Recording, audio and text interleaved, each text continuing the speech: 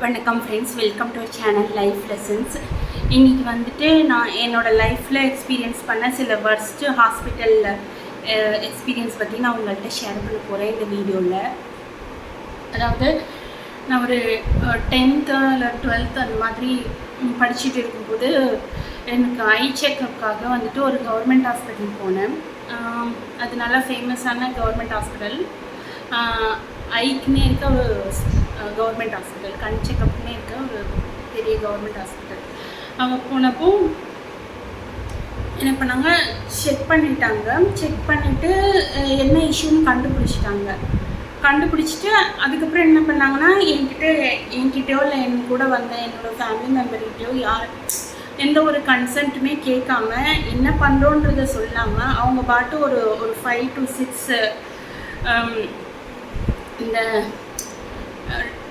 இந்த டாக்டர்ஸ்க்கு படிக்கிறவங்க இருப்பாங்கள்ல, அப்போ தான் படிச்சுட்டு இருப்பாங்க. ஸோ அவங்களெலாம் ஒரு 5 பேரை வந்து லைனாக நிற்க வச்சுட்டு அவங்க ஒருத்தராக வந்துட்டு டார்ச் அடித்து எனக்கு என் கண்ணை செக் பண்ணிட்டே இருந்தாங்க.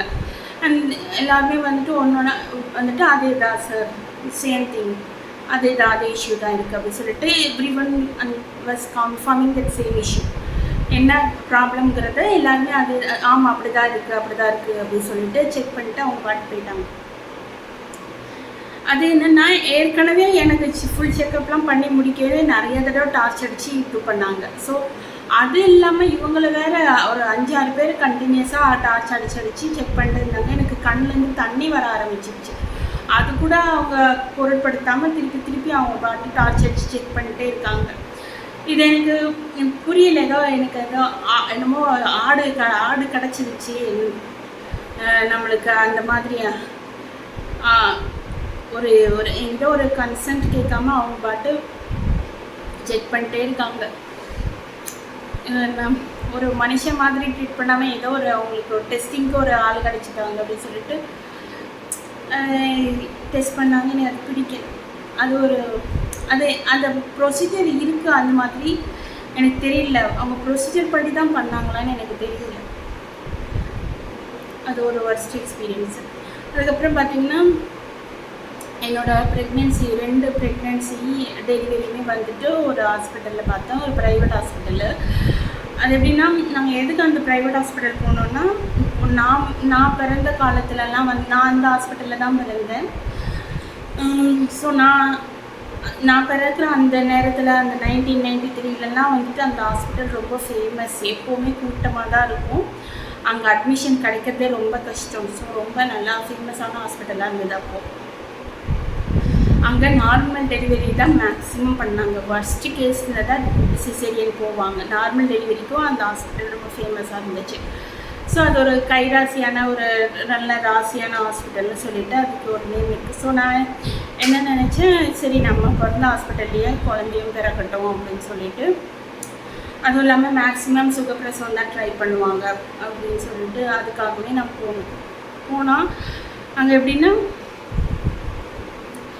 அங்கே வந்துட்டு ஒரு கஸ்டமர் ஒரு பேஷண்ட் கேருங்கிறது இல்லை. எல்லாருமே வந்துட்டு சிடுன்னு ஒரு சின்ன கேள்வி, ஒரு டவுட்டு கேட்டால் கூட சிடுன்னு விழுறாங்க. எந்த ஒரு ஸ்டாஃபுமே சரி அப்படி தான் இருந்தாங்க. அப்புறம் அட்மிட் ஆன டெலிவரிக்கு அப்போ கூட வந்துட்டு என்னென்னா, எனக்கு செகண்ட் ப்ரெக்னென்சி அப்போ வந்துட்டு என் லங்ஸில் வந்து சளி இருக்குதுன்னு சொல்லிட்டு கையில் நரம்பில் இன்ஜெக்ஷன் போடுவாங்க. ஒரு 2 நாள் ஃபுல்லாக கண்டினியூஸாக ஒரு 4 டைம்ஸ் அந்த நரம்பு ஊசி 3 days அந்த மாதிரி போட்டாங்க. அந்த நரம்பு ஊசி அந்த லங்ஸில் சளி குறையலன்னு சொல்லிட்டு நரம்பில் ஊசி குத்தி எனக்கு கையே அப்படியே பல்ஜ் ஆகிடுச்சு. ஏன்னா ஒரே இடத்துலையே குத்திகிட்டே இருந்தாங்க. உங்களுக்கு வெயின்ஸ் வர மாட்டேங்குது, ஒரு இடத்துல தான் வெயின்ஸ் வருது அப்படின்னு சொல்லிட்டு குத்தி அப்படியே கையே வீங்கி போச்சு. அது ரொம்ப வலிக்கும். அது பிரசவ வலியோட ரொம்ப மோசமாக இருந்துச்சு. அதெல்லாம் சொன்னால் அவங்க அது எடுத்துக்கவே இல்லை.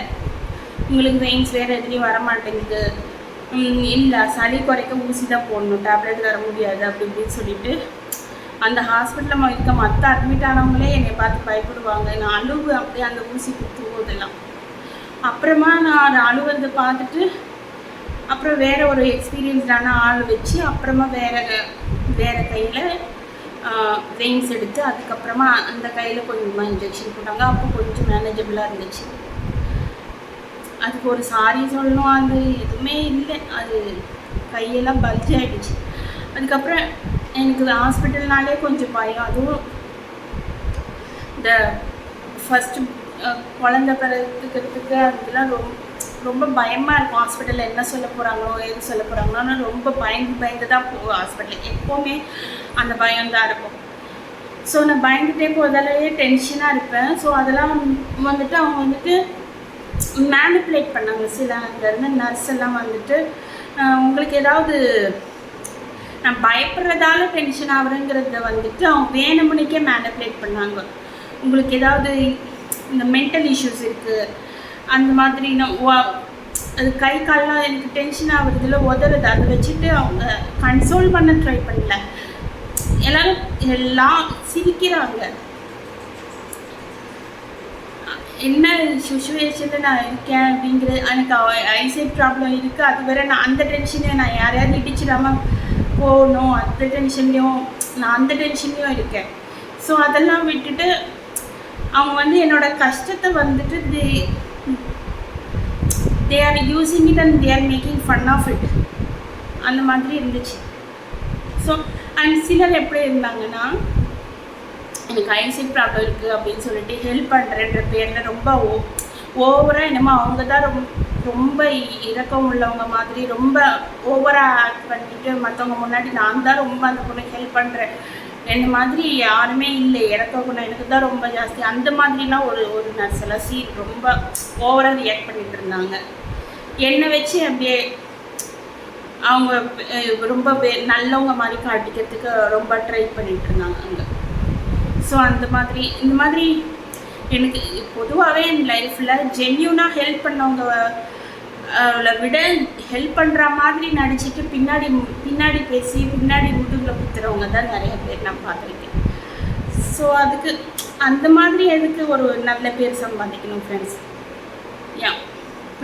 பிடிச்சா பண்ணலாம், ஹெல்ப் பண்ணலாம், பிடிக்கலன்னா விட்டுடலாம். யாருக்கும் எந்த ஒரு கம்பல்ஷனும் கிடையாது. அப்போது அந்த ஹாஸ்பிட்டலில் விட்டு எப்படா டிஸ்சார்ஜ் ஆகுமோ அப்படின்னே இருந்துச்சு. அந்த மாதிரி ரொம்ப டென்ஷன் பண்ணாங்க. அதுக்கப்புறம் என்னென்னா, இப்போது ஃபஸ்ட்டு டெலிவரி முடிஞ்ச பிறகு அந்த கவுன்சிலிங்கு, இப்போது அடுத்து குழந்தைக்கு எவ்வளோ கேப் இருக்கணும், போஸ்ட் பேட்டர்ன் எப்படி இருக்கும், எப்படி ஹேண்டில் பண்ணணும், அந்த மாதிரி கவுன்சிலிங் எதுவுமே அதை பற்றி அவங்க பேசவே இல்லை. எந்த ஒரு அவேர்னஸுமே எனக்கு கொடுக்கல ஃப்ரெண்ட்ஸ். அதுவும் இல்லாமல் அங்கே பார்த்தீங்கன்னா அது ப்ரைவேட் ஹாஸ்பிட்டல் தான். அங்கே பார்த்தீங்கன்னா அங்கே வேலை பார்க்குற ஆயாமாங்க அவ்வளோ பேர், வார்டு பாய் எல்லாருக்குமே வந்துட்டு போகிறப்போ அம்மா காசு கொடுமான்னு எல்லோரும் கேட்டு வாங்கி அவங்களுக்கு அந்த ஆயாமாங்களுக்கே வந்துட்டு ஒரு 10 பேர்கிட்ட காசு கொடுத்துருக்கோம். ஒரு 1000 ரூபாவே 50 ரூபா 100 ரூபா 50 ரூபா 100 ரூபான்னு ஒருத்தருக்காக கொடுத்து ஒரு 1000 ரூபாய் கிட்ட அவங்களுக்கு டிப்ஸு கொடுக்கறதுக்கே 1000 ரூபாய் போயிடுச்சு.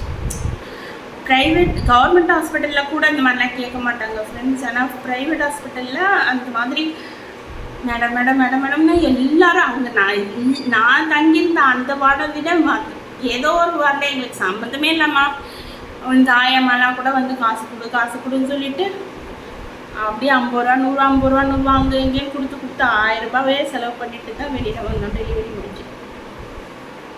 ஸோ இந்த மாதிரியெல்லாம் ஒரு ஒர்ஸ்ட் எக்ஸ்பீரியன்ஸ். ஒரு ஹாஸ்பிட்டல் போகிறவங்களோட அந்த பேஷண்ட்டோட நிலைமை என்ன, மைண்ட் செட் எப்படி இருக்கும்.